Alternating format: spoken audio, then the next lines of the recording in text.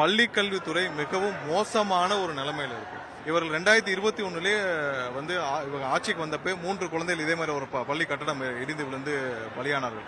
அப்போ தமிழகம் முழுவதும் அனைத்து பள்ளிகளையும் நாங்கள் ஆய்வு செய்வோம். இது மாதிரியான இந்த மாதிரி இனிமேல் நடக்க விடாமல் நாங்கள் பார்த்துக் கொள்வோம் சொல்லி பள்ளி கல்வி சார்பாக அனைத்து கட்டடங்களும் ஆய்வு செய்யப்பட்டது.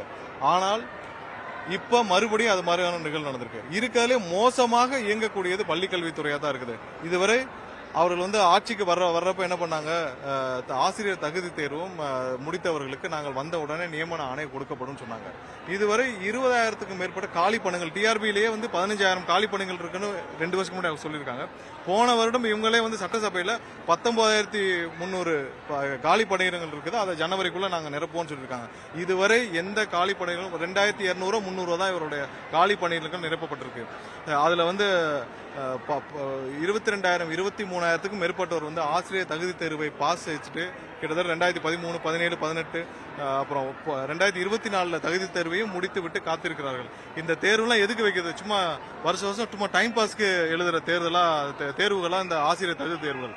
பல ஆயிரக்கணக்கான தமிழக இளைஞர்களும் பெண்களுடைய வாழ்வாதாரத்தை இந்த வேலை கிடைச்சிருந்தால் கொண்டு வந்திருக்க முடியும். இதே மாதிரி எல்லா துறையிலும், போக்குவரத்து துறை இதை விட மோசம். போக்குவரத்து துறை மாதிரியான மோசமான துறை இந்த 70 ஆண்டுகள்ல இருந்ததே இல்லை.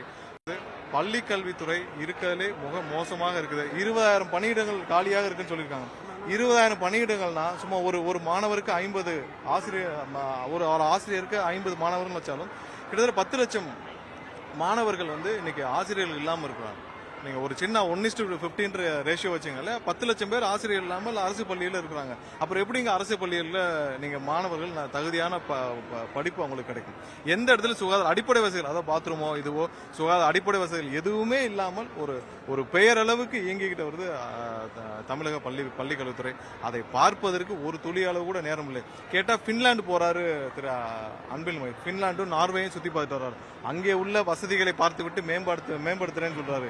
இங்க உள்ள பள்ளிகளுக்கு நீங்க போய் பாருங்க. ஒரு நாள் இவர் முதல்வரையோ இல்ல துணை முதல்வரையோ இல்ல அன்பில் மகேஷ் அவர்களையோ ஒரு நாள் போய் ஏதாவது ஒரு அரசு பள்ளியில ஒரு நாள் காலையில இருந்து இரவு வரை தங்க முடியுமான்னு சொல்லுங்க.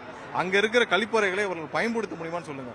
இது 50 லட்சம் மேற்பட்ட மாணவர்கள் படிக்கிற ஒரு இடத்துல இதுவரை இவர்கள் அடிப்படை வசதிகள் எதுவுமே இல்லாமல் நடந்து கொண்டிருக்கிறது. இது மாதிரியான மோசமானது எந்த மாநிலத்திலும் கிடையாது. இது கடுமையான கண்டனங்கள். இதற்கு ஒரு வழி வாக்குறுதி 177 என்ன சொல்லியிருக்காங்க, நாங்கள் வந்தவுடன் காலி பணியிடங்கள் நிரப்பப்படும் சொன்னார்ல, அதை பண்ணாரா? ஃபர்ஸ்ட் எத்தனை வாக்குறுதிகள் நீங்கள் கொடுத்தது நிறைவேற்றப்படாமல் இருக்கு? அடிப்படை கழிப்பிட வசதிகள் நீங்கள் அது கூட செஞ்சு கொடுக்க முடியலன்னா அப்ப என்னதான் வருஷம் பட்ஜெட் ஒதுக்குறீங்க?